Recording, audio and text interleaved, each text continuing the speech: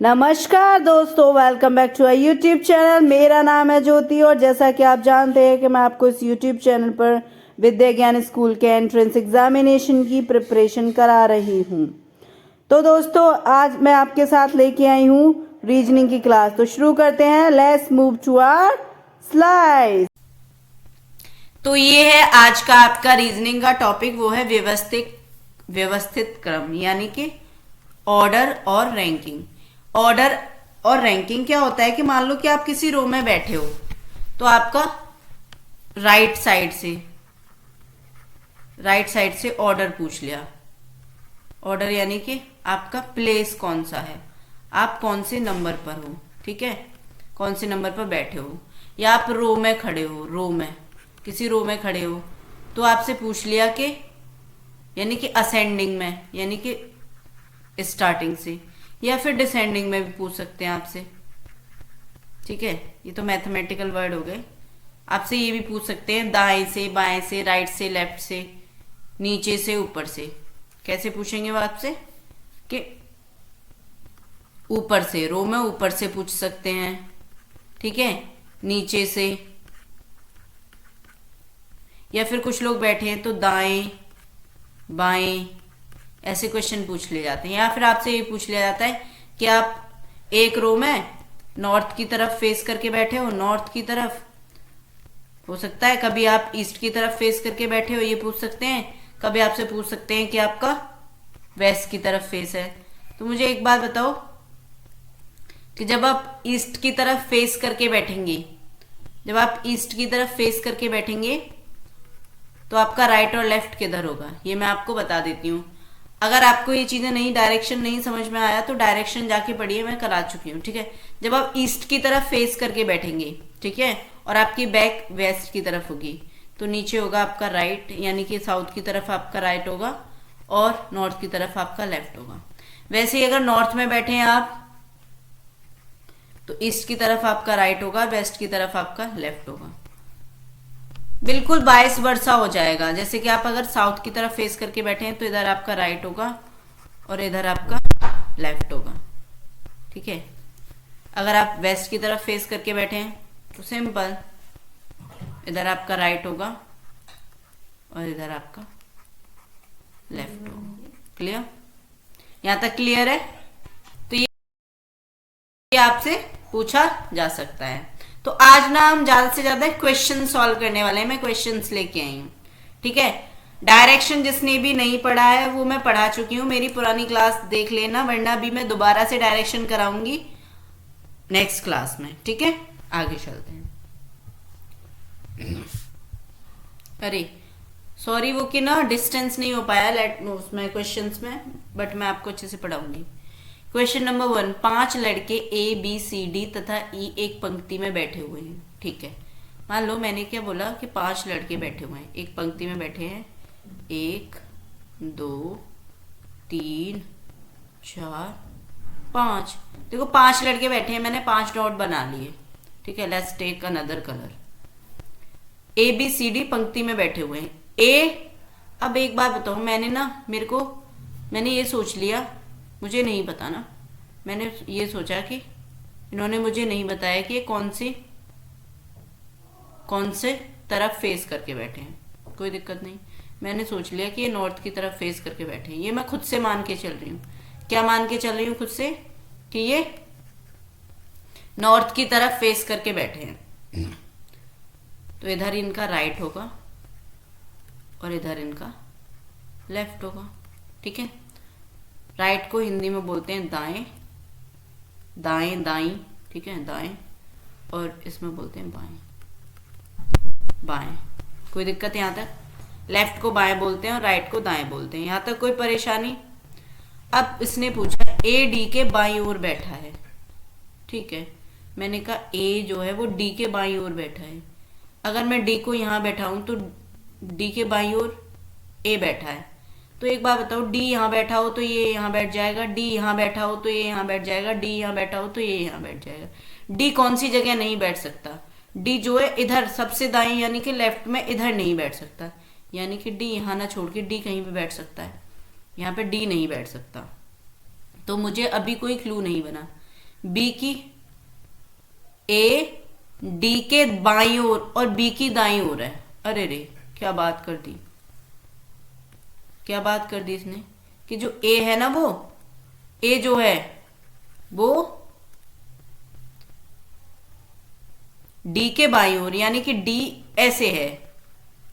तो अब एक बात बताओ, डी के दाईं ओर राइट में है, तो ये तीनों यहां पे भी बैठ सकते हैं।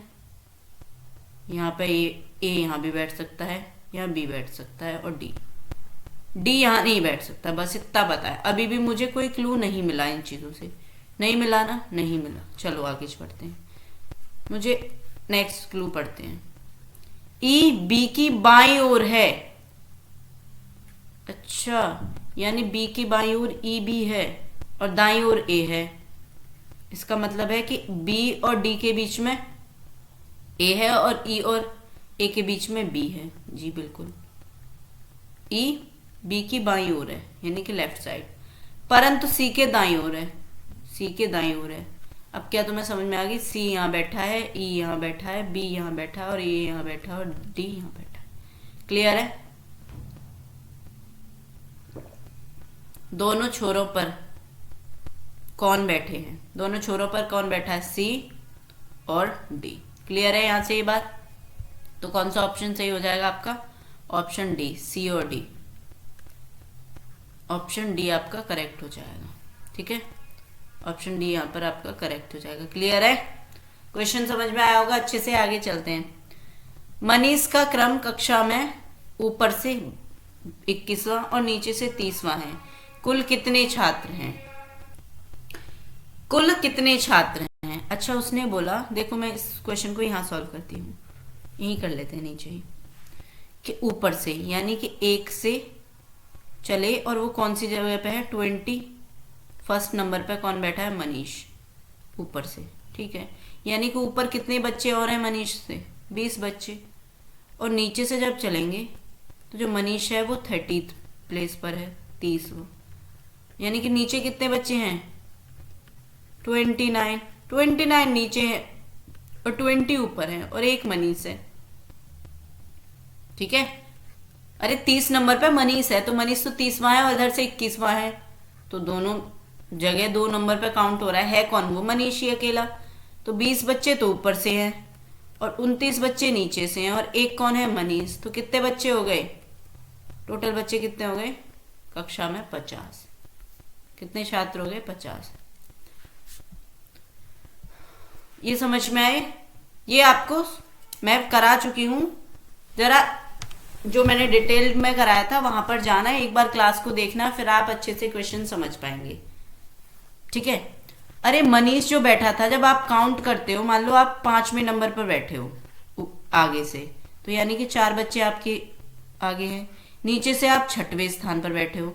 अरे आप हो तो एक ना, आप 2 प्लेसेस पर कैसे बैठ सकते हो? 5 बच्चे यहाँ हैं, 1 आप हो, तो कितने बच्चे हो गए टोटल? 4, 1 आप और 1 ये जो नीचे बच्चे हैं, सॉरी 5 और 5 10। समझ में आया एग्जाम्पल? बहुत ही इजी था। क्लियर है? 5 और 10, ये मैंने खुद से एग्जाम्पल दिया। अब चलते हैं अगले प्रश्न की तरफ। हाँ जी, ये जो क्वेश्चन है इनको आपको ध्यान में रखना पड़ेगा। 5 लड़के वृत्ताकार घेरा बनाकर खड़े हैं। व्रत जानते हैं? व्रत, कुछ लोग व्रत और वर्ग में अंतर नहीं जानते। बच्चों, जो व्रत होता है वो होता है आपका सर्कल, और जो वर्ग होता है वो होता है आपका स्क्वायर। तो कैसे खड़े हैं वो? सर्कल में खड़े हैं। ठीक है, खड़े हैं 1 2 3 4 और 5। अच्छा एक बात बताओ, मैंने सोच लिया कि ये अंदर की तरफ फेस करके रख रहे हैं, अंदर की तरफ फेस करके खड़े हैं।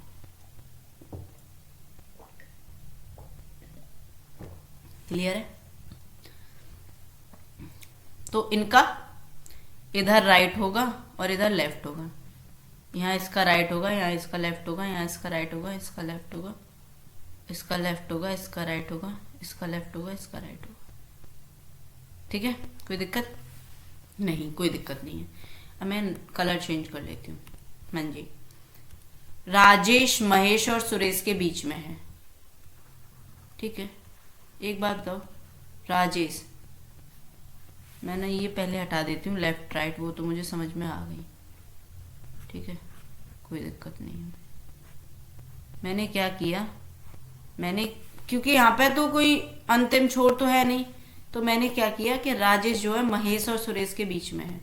मैंने राजेश को उठाया, ये रहा राजेश, मैंने राजेश को उठाया, यहाँ पे बिठा दिया महेश को और यहाँ बिठा दिया सुरेश को।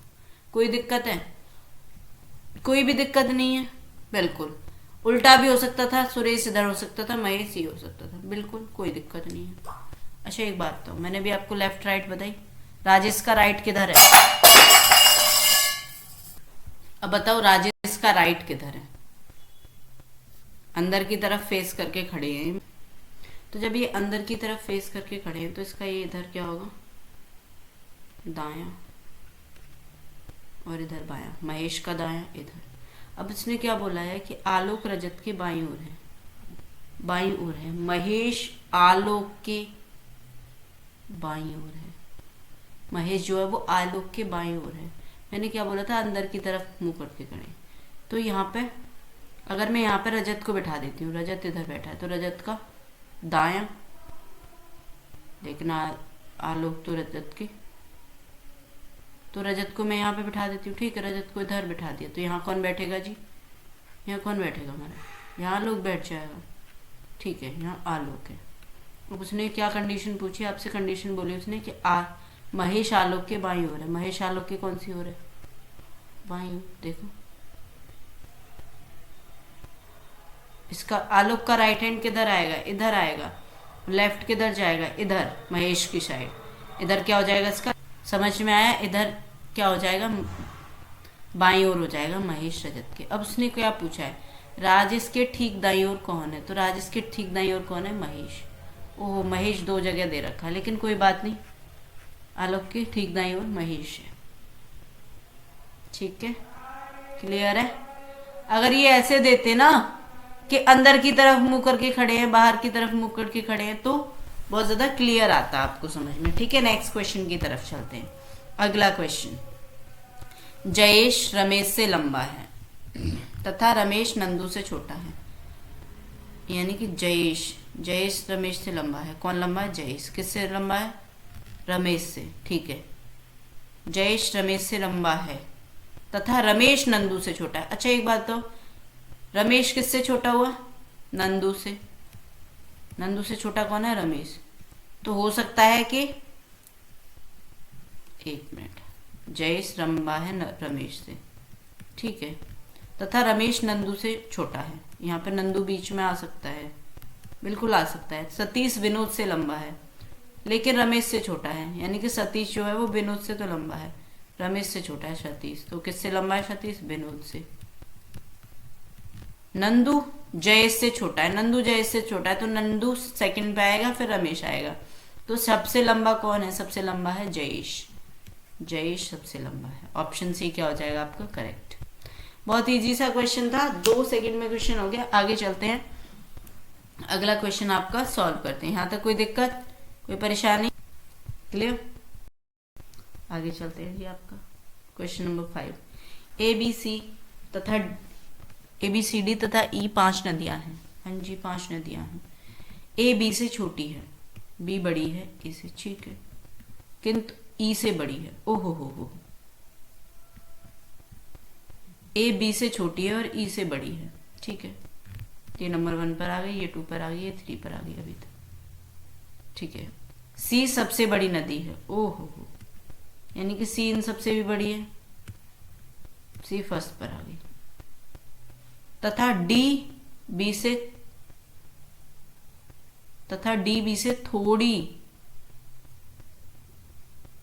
थोड़ी छोटी, तथा D B से थोड़ी छोटी किंतु A से थोड़ी बड़ी है। अरे रे, यानी कि इनके बीच में अभी कौन है? D। तो सबसे छोटी नदी कौन है? Option E। सबसे छोटी नदी कौन है? E। यानी सबसे बड़ी C है, फिर B है, फिर D है, फिर A है, फिर E है। कोई दिक्कत? बड़ा आसान सा सवाल है, छोटा सा सवाल था, बहुत इजी सा क्वेश्चन था, है ना। बच्चों वाले क्वेश्चंस थे, लेकिन ये क्वेश्चंस भी कराना जरूरी है, अगर आपसे पूछ लिए जाए तो। आगे चलते हैं जी, आपका अगला question, question number 6। Gopal Krishna से छोटा है। क्वेश्चन 6 देख पा रहे हैं। गोपाल कृष्ण से छोटा है, मनोहर गिरधर से लंबा है। यानी कि कृष्ण से छोटा कौन है? गोपाल। ठीक है। मोहन गिरधर से लंबा है। अरे रे, यहाँ पे मोहन किससे लंबा है? गिरधर से। ठीक है। गोपाल मोहन से लंबा है। अच्छा एक बात बताओ, जब गोपाल मोहन से लंबा है तो थर्ड पे कौन आ जाएगा? मोहन, और यहाँ पे गिरधर।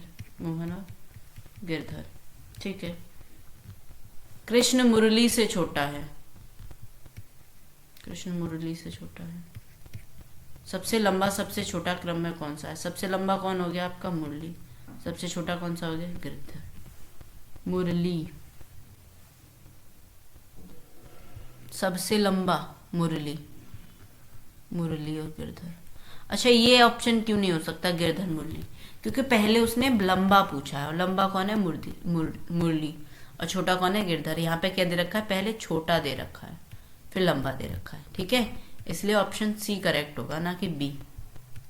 समझ में आया? ऑप्शन सी आपका सही हो जाएगा। क्लियर है?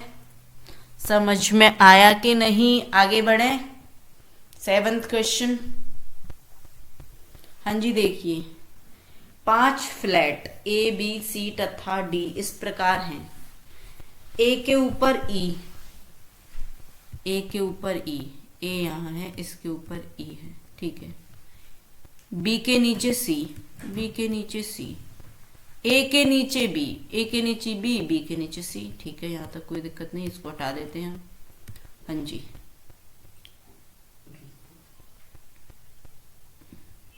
ए के नीचे बी, अच्छा बी के नीचे सी, और सी के ऊपर डी है।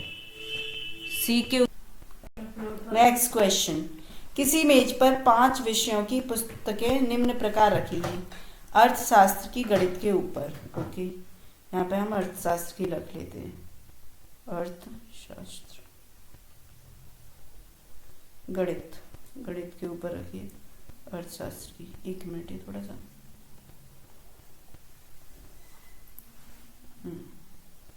अर्थशास्त्र की जो है वो गणित के ऊपर रखिए। संस्कृत हिंदी के नीचे है।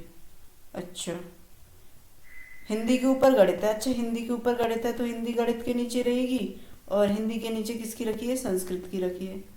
ठीक है, मतलब किसी ने पुस्तकें रख दी हैं यहाँ पे किसी चीज। ठीक है। विज्ञान संस्कृत के नीचे है, संस्कृत के नीचे किसकी रखी है जी? विज्ञान की रखी है। अब उसने क्या पूछा है? सबसे बीच में, सबसे बीच में आप नीचे से और ऊपर से देखो तो ऊपर से 2, नीचे से 2, और सबसे बीच में आपकी कौन सी है जी? हिंदी। तो कौन सा ऑप्शन सही हो जाएगा आपका? ऑप्शन ए आपका यहाँ पर करेक्ट हो जाएगा कि हिंदी की पुस्तक आपके सबसे बीच में रखी है। क्लियर है ये क्वेश्चन?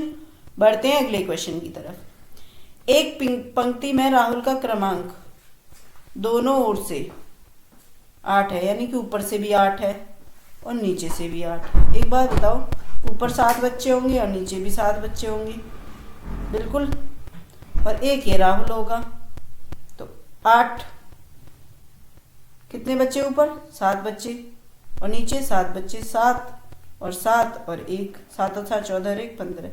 कितने, कुल कितने व्यक्ति हैं? कुल कितने व्यक्ति हैं जी? 15 व्यक्ति हैं।